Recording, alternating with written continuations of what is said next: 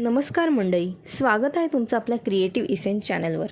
इडली, डोसा, उत्तप्पा, आप्पे किंवा वडे म्हटलं की त्याच्यासोबत आठवतो तो गरमागरम चविष्ट आणि सुगंधी सांबार. पण तुम्हालाही असं वाटतं का की हॉटेलमध्ये किंवा साऊथ इंडियन रेस्टॉरंटमध्ये मिळणारा सांबार घरी तसाच बनत नाही, कितीही प्रयत्न केला तरी ती चव काही येत नाही? तर आजची रेसिपी तुमच्यासाठीच आहे. आज मी तुमच्यासोबत शेअर करणार आहे हॉटेल स्टाईल साऊथ इंडियन सांबारची सोपी आणि स्वादिष्ट रेसिपी. चला तर मग रेसिपीला सुरुवात करूया. सर्वप्रथम एका भांड्यामध्ये एक छोटं फुलपात्र तुरीची डाळ घेतली आहे.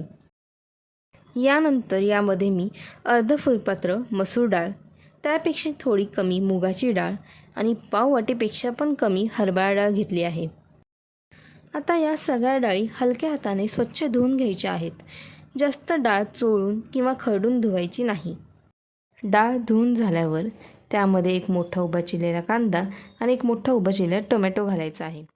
तुम्ही टोमॅटोच्या फोडी करूनही घालू शकता.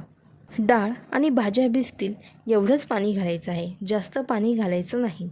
ही डाळ कुकरमध्ये ठेवून 5 ते 6 शिट्ट्या होईपर्यंत शिजवून घ्यायचं आहे. आपली डाळ शिजते तोपर्यंत सांबारासाठी लागणाऱ्या भाज्यांची तयारी करून घेऊया. इथे मी 1.5 शेवग्याची शेंग घेतली आहे. याचे आपण छोटे तुकडे करून घ्यायचे आहे. शेवगा चिरताना त्याचं जे साल सहज निघतं तेवढंच काढून घ्यायचं आहे. पूर्ण साल काढून घ्यायची गरज नाही. मी लाल भोपळा घेतला आहे. हा साधारण पावशेर भोपळा आहे. आपल्याला एवढा भोपळा लागणार नाही, यातला मी थोडाफारच भोपळा वापरणार आहे. याचे वरचे केस, बिया आणि साल काढून आपल्याला छोटे तुकडे करून घ्यायचे आहेत. तुम्ही लाल भोपळ्याऐवजी दुधी भोपळा देखील वापरू शकता, पण शक्य असेल तर लाल भोपळाच वापरा. त्याच्या नैसर्गिक गोडव्यामुळे सांबारची चव खूप छान लागते. या चॅनलवर तुम्हाला चविष्ट आणि सोप्या रेसिपींबरोबर सुंदर रांगोळी डिझाईन्स आणि क्राफ्टचे व्हिडिओही पाहायला मिळतील. हा सांबार तुम्ही इडली, डोसा, उत्तप्पा, वडे, आप्पे यासोबत तर खाऊ शकताच, पण गरमागरम चपाती किंवा भातासोबतही खूप छान लागतो. शेवगा आपण शिजवून घेऊयात. शेवग्याचे तुकडे पाण्यात 10 ते 15 मिनटं शिजवून घ्यायचे आहेत. शेवगा पूर्ण शिजवायची गरज नाही, कारण तो पुढे सांबारमध्येही शिजणार आहे. एक महत्त्वाची गोष्ट, शेवगा शिजवलेलं पाणी आपल्याला फेकून द्यायचं नाही आहे. ते आपण पुढे सांबारमध्ये वापरणार आहोत. आपली डाळ छान शिजली आहे. ही डाळ आपण रवी किंवा घोटणीच्या साहाय्याने डाळ व्यवस्थित घोटून घ्यायची आहे. सांबारच्या फोडणीला सुरुवात करूया. एका भांड्यामध्ये 2 टेबलस्पून तेल गरम करून घ्यायचं आहे. तेल गरम झालं की त्यामध्ये मोहरी, जिरे, 7 ते 8 मेथीदाणे घालायचे आहेत. मेथीदाणे जास्त वापरायचे नाहीत, कारण सांबार जसा जसा घट्ट होतो तसा तसा मेथीदाण्यांचा कडवटपणा वाढू शकतो. यानंतर सुक्या लाल मिरच्या घालायच्या आहेत. बारीक चिरलेली कोथिंबीर फोडणीमध्ये घालूया. यामुळे फोडणीला खमंग स्वाद येतो.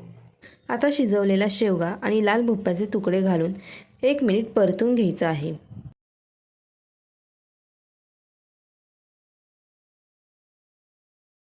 आता यानंतर अर्धा चमचा हळद, अर्धा चमचा धने जिरे पूड, 1 चमचा कांदा लसूण मसाला आणि 1 चमचा लाल मिरची पावडर घालून व्यवस्थित परतून घ्यायचं आहे.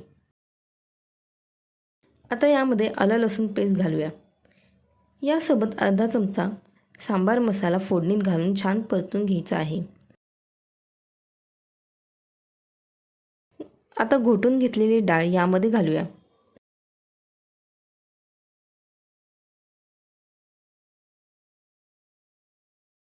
तसेच शेवगा शिजवताना राहिलेला स्टॉकही घाला. सगळं व्यवस्थित ढवळून घ्या.